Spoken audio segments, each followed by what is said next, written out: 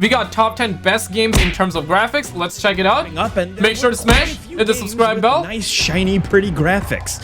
We had Hitman too. We're just talking about looks. So, yo, this game favorite video blew up. Graphics from 2021. That motorbike game though? Starting off with number 10, let's talk about Hitman 3. This released at the very start of 2021. Yep, I remember that. Forgotten. Not just for its really awesome gameplay, but also for just how damn pretty it is. The newer Hitman games, like the newer trilogy, the World of Assassination trilogy, they all look great. It's a really good engine. To me, it doesn't look that crazy though. But Hitman 3 really doubled down on it. Okay, right now it looks kind of good. Beautiful environments, but also just some crazy lighting effects. There's a couple of levels that just really flex it and felt like they were designed just to show how powerful their game really is. It looks good, but not as crazy to me though. But then you have like the really cool underground techno club. Am I hit by a stun grenade or something? The biggest one really is Chongqing, China. The streets are covered Smash in like rain for free and social water credits and neon lights and signs everywhere, and it's just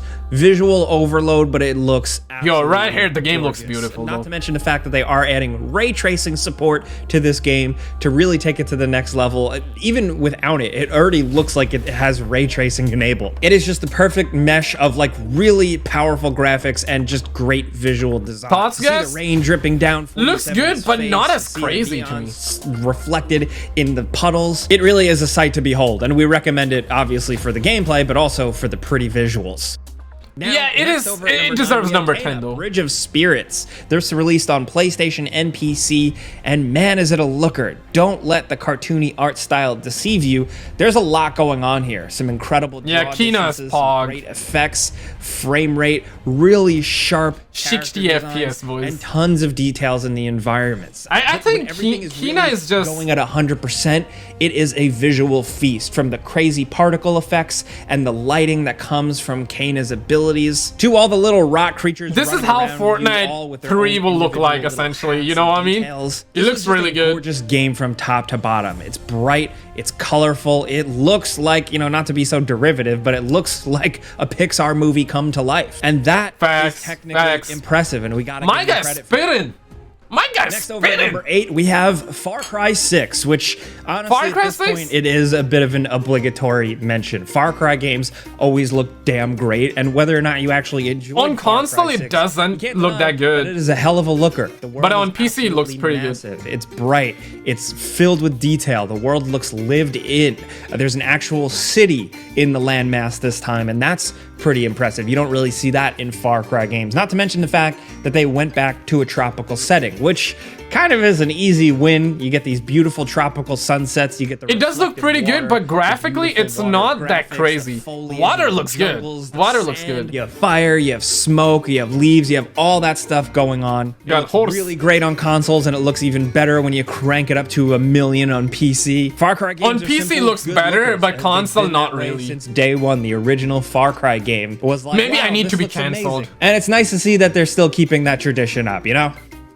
Yeah, I see you. I see you. We have Marvel's Guardians of the Galaxy. Believe it or not, yo, this game can look pretty damn good. Now, when this was this game turned out very good. The gameplay surprisingly, the trailers they showed made the game look kind of flat and weird, and maybe the character models looking a little jarring. But please trust us on this. The game in motion, when you see it with your own eyes, it does look pretty damn good. Not to mention my guy's spitting, really good visual style and design of these worlds and technology, just good sci-fi stuff. But it's got the graphics to back it up. Characters show real emotion. They look realistic, but they also actually convincingly do things with how they smile. They really pulled through with this game. You even see tears well up in some characters' eyes. There's impressive stuff going on. I really did not expect this game to turn out that good. I guess everybody had low expectations, but once everybody played it, shiny bright lights and neon everywhere. There's ships. It looked really good. There's streets filled with weird aliens. Steam rising up. You're also just, of course, in the interior of a Celestial's head, so that comes with a lot. It also has one of the better looking dogs we've ever seen in video games with Cosmo. That's an impressive feat unto itself. Guardians of the Galaxy. Next in dogs, boys. As 2021 wraps up, we're going to be talking about this one quite a bit. Next over at number 6, we have the Ascent, another game with just some incredible visuals. I mean, look at this. Even though it's top down, I don't know about that one, man. overtime here. Look at the draw distance. Look at the level of okay, yeah, I see it. I see his point. The way point. the lighting works, the way all the characters look, the way everything moves, and how it's smooth, especially if Your game be glitching. PC. Wherever you are, though, it just looks Thoughts? insane. There's a reason people have modded this game to get it in first person to see those details up close. It is Yo, in first person, this game would be really sick. Aesthetic design and runs with it. It goes even higher. Yo, honestly, graphics looks really good right here. Detail, and I see why he put it. Yeah. Even if you're not a fan of this type of gameplay genre, fire up some 4K videos and check this game Damn, out. yeah, it looks good. Next over at number 5, we have Bright Memory Infinite, a game developed by a small team. It's a brief first-person shooter experience. With Yeah, I really remember fun this gameplay, but also some incredibly over-the-top visuals. We made Yo, a this before looks you buy a video nutty, about bro. it, and frankly, Damn.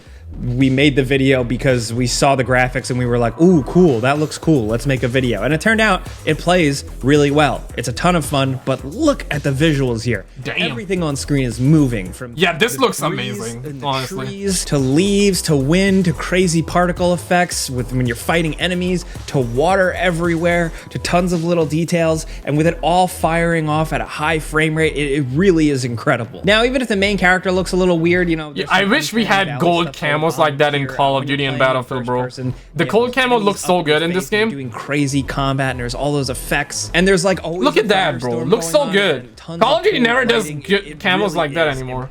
They do, but it doesn't look that good, you Over know? at number 4, we have Resident Evil Village, another game that released earlier in 2021. We got big Man, is it a looker. A lot of it does come from the art direction and some of the design, but the Resident Evil game engine, or the RE engine, which she do be having some mommy milkers, man. Believe it or not. That tool set just produces some damn good looking. Pretty sure this is why they put it on the list. I'm pretty sure, man. Foliage, dark caverns and caves, soaring and incredible castles and architecture. Gross, nasty, sad buildings in the creepy village. Tons of gore, tons of detailed enemies all the time. Say what you will about the actual game itself, the visual graphics and the sound design. Is he implying that it was not well received? An experience. I don't know. This is a game where you get your face up in your monitor or your TV, you turn out the lights, and just get immersed. The graphics really sell that here. Yeah, it looks good. Looks good. We have Forza Horizon 5. Of course, Forza deserves it. Have some racing games. They always look. But number 3 though. So what's number 2 and 1? Definitely raises the bar once again with good resolution. Yeah, Forza's so good, man. Rates and just a massive, detailed, gorgeous world. It is impressive. But when you also couple in these highly detailed cars with their reflective surfaces and all of their little tiny intricate things going on with them, it truly is wild. And then when you it is wild.